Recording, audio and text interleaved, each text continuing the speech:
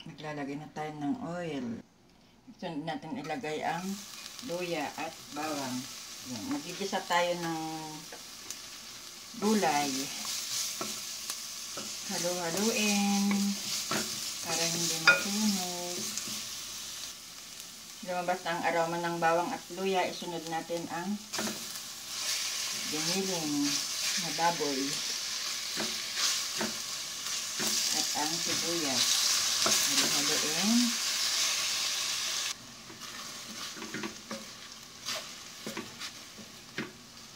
Lagyan na natin ng paminta.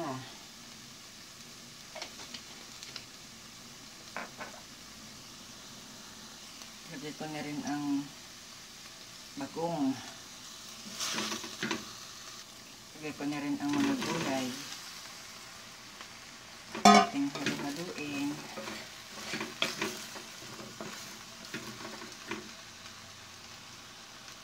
Lagyan na rin natin ng 1 cup of water at ang pork cube.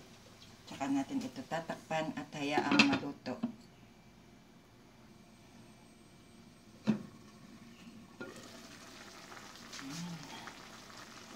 Check natin kung niluto na.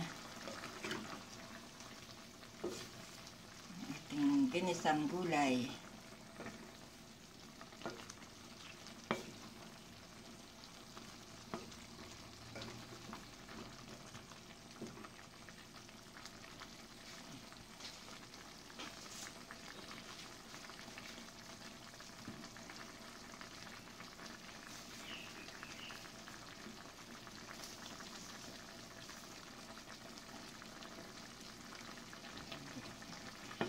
Okay guys, luto na ang ating ginisang gulay.